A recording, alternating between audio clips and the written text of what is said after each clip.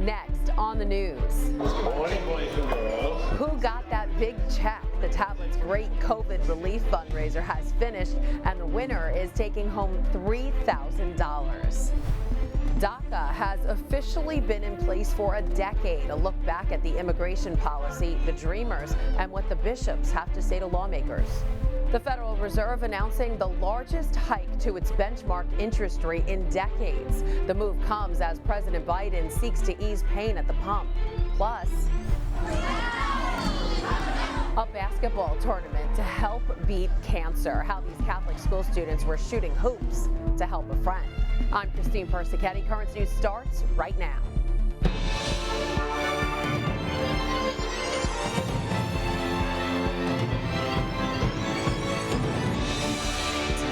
Extra, read all about it. Across the Diocese of Brooklyn, they hit the streets and sold. Fundraising is critical for schools, for the tablet, for everything. You need to keep the funds going so the kids get involved. Catholic students selling tablet newspapers as part of a huge fundraising effort, earning money for themselves and their schools. And now, tonight on Current News, after hundreds of subscriptions sold and tens of thousands of dollars raised, we are finally able to announce to you the winner of the COVID Relief Fundraiser. The subscriptions have been counted and the money has been divided. The big winner has a competitive streak, and it seems that runs in the family. What do you think you're going to do? 70. 70, all right. So you're going to be the top winner in the whole diocese, right? Call her a fortune teller. That's third grader Natalie Pianoforte back in March, predicting that she would win this year's Tablet COVID Relief Fundraiser. And here's Natalie today in her classroom at St. Athanasius Catholic Academy. And how many tablets did you sell? 83. 83? Oh my goodness. 83 subscriptions to the Diocese of Brooklyn's tablet newspaper, meaning Natalie won the grand prize, $3,000. So how'd she do it? Well, a little sibling rivalry may have played a part. You see, Natalie's big sister Noelle won last year by selling 48 subscriptions. I'm happy that you let him win because last year she won and now I won this year, so now we're tied. But they're not the only winners. Each student who sold a $20 subscription kept $10 for themselves, and their school received $5. Monsignor David Casado, pastor of St. Athanasius, says it's a great fundraiser and a learning experience. It teaches them a lot, too. It's not just we got to raise money. It teaches them how to be out there, how to give a speech, how to talk to people, how to become involved in people's lives, that people want to respond. What better way to get Catholic information into people's lives than through the tablet? The tablet's John Alexander, who had the honor of presenting the big check, says it's also a way for the student sellers and their buyers to learn about Catholic journalism. The tablet and Current News, this is as good as it gets, and to have more people become aware of it if they're not already aware of it, I think that's the icing on the cake. The second place winner is a student at St. Nicholas of Tolentine, and the third place winner goes to St. Francis de Sales. That school took top honors for the total number of subscriptions sold. Congrats to all. All in all, more than $17,000 in sales went back to the students and their schools. For all the new subscribers to the tablet, thanks to the fundraiser contest, you have an amazing paper coming to your mailbox, including a lesson on life from some 8th graders. The students of St. Francis of Assisi Catholic Academy are learning valuable life skills such as sewing, how to write a check, and some basic cooking and cleaning. The Academy is calling the new curriculum Vita, the Latin word for life. But this isn't a home economics course, and you'll have to read the paper to find out why. Also in the paper, the anniversary of a photo that changed the world. The tablet caught up with the so-called Napalm Girl 50 years after the Pulitzer Prize-winning shot was taken when she was just a child. Learn about what happened after the famous snapshot from the Vietnam War and the woman's journey to finding her faith. If you aren't currently subscribed to the tablet, don't worry. You can still pick up the paper at your local church, or to get subscribed, just go to thetablet.org.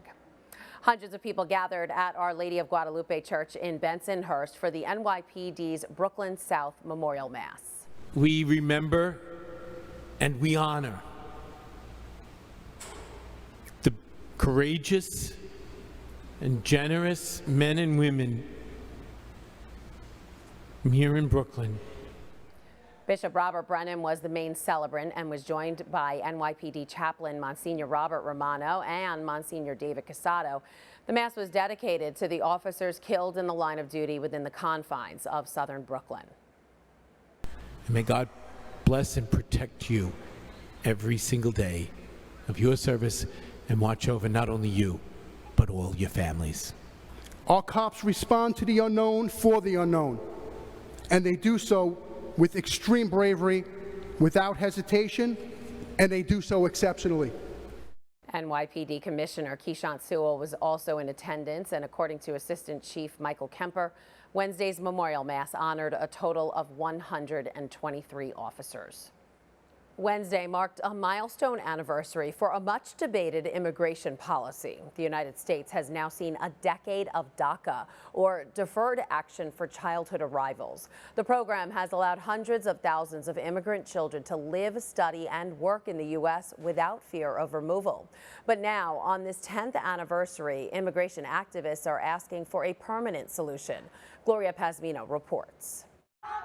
On the 10th anniversary of the DACA program, or Deferred Action for Childhood Arrivals, immigration activists are holding nationwide rallies to call on lawmakers to take action.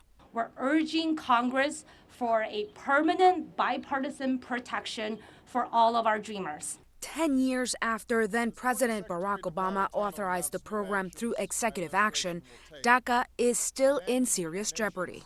Despite a Supreme Court victory in 2020, Luis Cortez, a lawyer who is covered by the act and who was part of the team that defended DACA in the high court, says the latest legal hurdle is in the state of Texas. Part of the big call to action is to remind folks that individuals are still in limbo. Last year, a federal judge in Texas issued a ruling blocking new DACA applications, essentially closing the doors for anyone not already enrolled in the program. When we defended the program and we won, it was a big sigh of relief, but we knew that we weren't out of hot water yet, and we were hoping that this is the wake-up call that Congress really was looking for or needed. Oral arguments in the U.S. Court of Appeals are scheduled for early next month. Meanwhile, for the more than 600,000 dreamers under the program, the anniversary is bittersweet. So it's like mixed feelings, but overall it's just a feeling of let's get things done. Samantha Ramirez Herrera launched her production company thanks to DACA. And while she's hopeful, she doubts Congress will take action anytime soon. We are beyond proving, how exceptional we are. We are beyond proving, our worth. I'm Gloria Pazmino reporting. Among those advocating for the so-called dreamers are the U.S. Conference of Catholic Bishops. Ahead of the anniversary, they released this video calling on lawmakers to find a future for those in the program. We'll continue to pray for them. We'll continue to advocate, and our voice goes to the Senate and the Congress.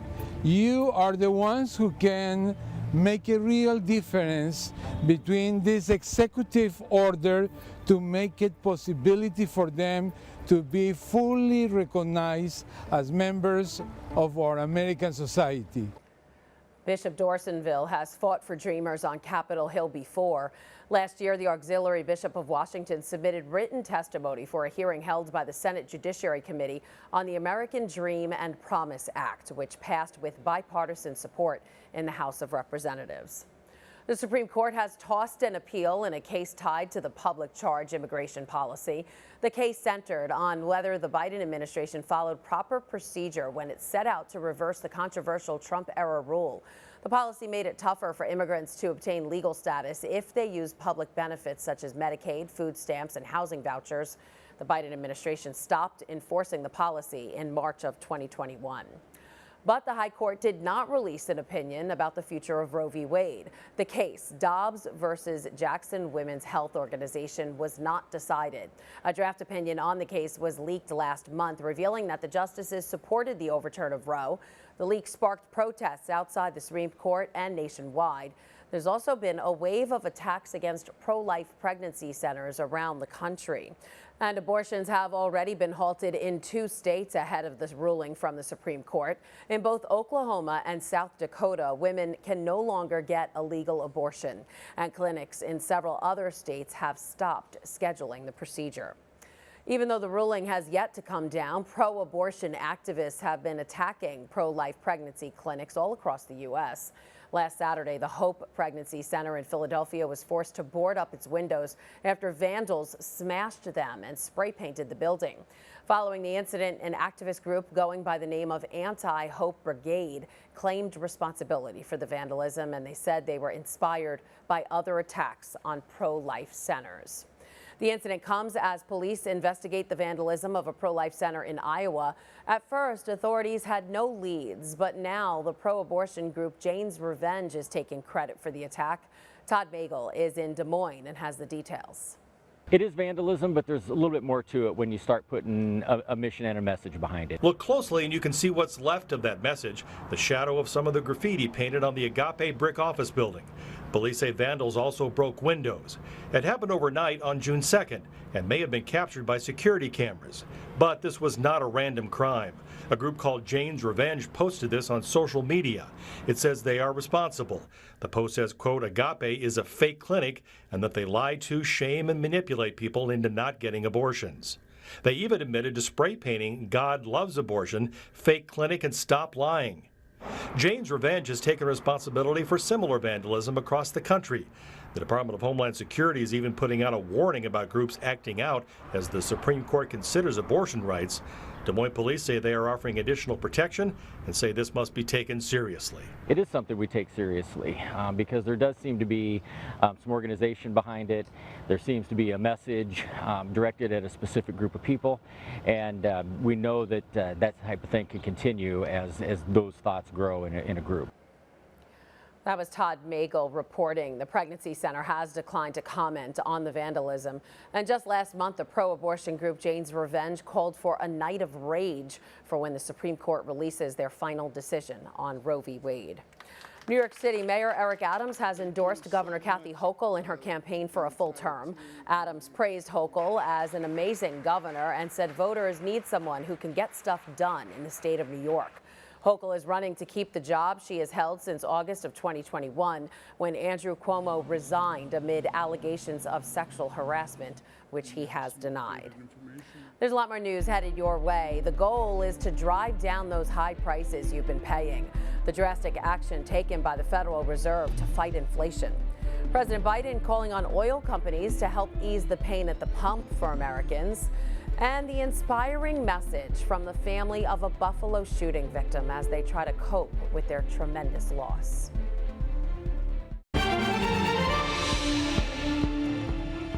The Federal Reserve is trying to attack inflation with its largest interest rate hike since 1994. The Fed boosted its key interest rate by 3/4 of a point. It also signaled more large rate increases down the road, which economists say could increase the risk of a recession. All this comes as inflation has swelled to a 40-year high.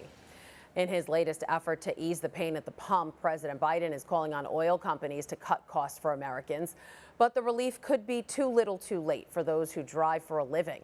As Gabe Cohen reports, drivers in Nevada are struggling to make ends meet. Elsa Roldan's gas budget is up $35 a week. Can you believe? Commuting to her housekeeping job at a Las Vegas hotel. And I don't know when it's gonna stop. Surging gas prices and inflation are eating up more of her salary. I need to cut so many expenses. It was my birthday and I couldn't buy a purse. I mean, there's so many things. And it affects me emotionally, of course. At close to $5.70 a gallon, Nevadans now face the second steepest gas price in the country, well behind California. But when you factor in average salary, data show drivers here have to work longer than in any other state, on average more than 3 hours to afford a single tank of gas. Compare that to Massachusetts, the other end of the spectrum, where even though gas is more than $5 a gallon, the average driver has to work less than 2 hours to fill up because salaries are higher. Bottom line, I'm spending over $300 a week in gas. Sean Spivak drives for Uber here in Vegas. I'm literally driving 2.5 to 3 hours a day just to pay for the gas. So instead of driving 8-9 hours a day, I'm driving 12-13 hours a day. Why is gas so expensive in Nevada? This is really an access story. Simply put, prices here are so high because it costs a lot of money to get gas to Nevada. Almost all of Nevada's fuel comes from California, where refining oil is more expensive because of stricter environmental regulations, and the cost to transport it is surging. Plus, Nevada's gas tax is 6th highest in the nation. It's very frustrating. Chelsea Hansen lives in Reno, home to some of Nevada's most expensive gas, more than $6 a gallon. Post-pandemic, she hoped her 3-year-old daughter could finally spend time with family this summer. But now she's rethinking those road trips because of the cost. There's so much that my daughter has lost out on, and there's feeling again as a parent that I'm going to have to be limited in what I can offer. That was Gabe Cohen reporting. Some analysts have raised concerns about the impact high gas prices could have on tourism in a city like Las Vegas. But the main tourism agency for the city says there's no evidence yet that it's taken a hit as the number of visitors nearly returns to pre-pandemic levels. The suspect in the mass shooting at a supermarket in Buffalo is now facing federal hate crime charges. The criminal complaint filed Wednesday against 18-year-old Peyton Gendron listed 26 counts of hate crimes and firearm offenses. 10 people were killed in last month's racially motivated attack at the Top supermarket. Gendron is accused of shooting 13 people, 11 of which were black. And now the family of one of the victims is sharing an inspirational message about their loved one. Febin Casahoon has the story. The healing process is getting slow, but it's getting better. It ain't gonna never be easy, because he ain't gonna never be with me, but the process is always gonna be hard. It's gonna be a lifelong situation. Ups and downs for a family grieving the loss of a father, son, brother, and friend. But with a hefty support system, Marcus Morrison's youngest brother, Frederick, is standing strong. Talking. Memories, good memories, and laughing. Keep that laughter together, right there in the heart. As long as you're right there in the heart, he ain't never gone. On a lighter note, over the last month, Morrison has witnessed the Buffalo community cradled as it endured something that changed its tone forever. Very appreciative. I'm very happy about all that. I've seen community coming around each other, and not just coming around each other, but identifying what it is that we need, what it is that we want, and being vocal about that. And while wounds continue to heal, Reverend Denise Walden Glenn says more needs to be done than just addressing ages around getting gun permits. She says you can do so by challenging lawmakers to look into another bill, one that addresses hate crimes. Look at what does it look like to create anti-white supremacy hate crime bill, where we are not just addressing the person that has done the crime, but all the things that got them to a place of doing that crime. Reverend Walden Glenn is also challenging every faith community to take action. It is time that we truly do the work that puts our faith into action, understanding that yes, we pray, yes, we praise, yes, we study, but what does it look like for us to live out and actually do the things in my faith tradition? I will say that Jesus did, and put our faith into action. That was Febin Casahoon reporting. The Reverend says she has a tremendous amount of faith for Buffalo and the nation as a whole to continue to address hate in the U.S. After the Buffalo shooting, Governor Kathy Hokel strengthened gun control laws in New York State.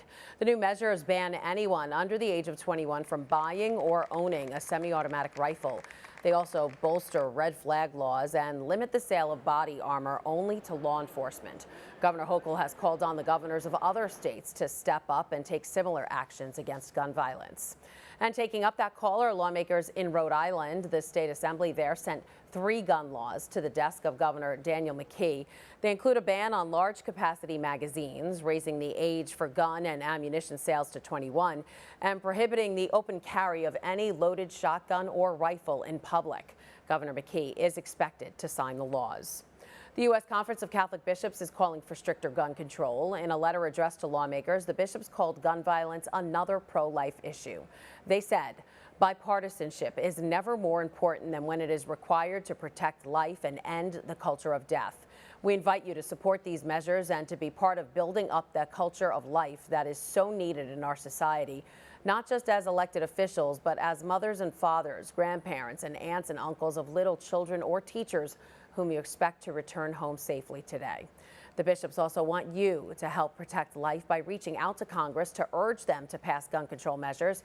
They've made it pretty easy for you. Just go to votervoice.net/USCCB/campaigns and click on Urge Congress to Act on Gun Violence. There you'll see a pre-written letters for lawmakers already ready to go. You just have to enter your information.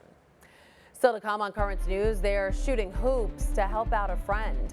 How students of a Catholic academy in Brooklyn used basketball to help a classmate who's battling cancer. And they are blind bike riders who are on a journey to meet the Pope for a very special purpose. Shooting hoops to help a friend. The students at Our Lady of Grace Catholic Academy in Brooklyn held a basketball tournament Tuesday to raise awareness about cancer.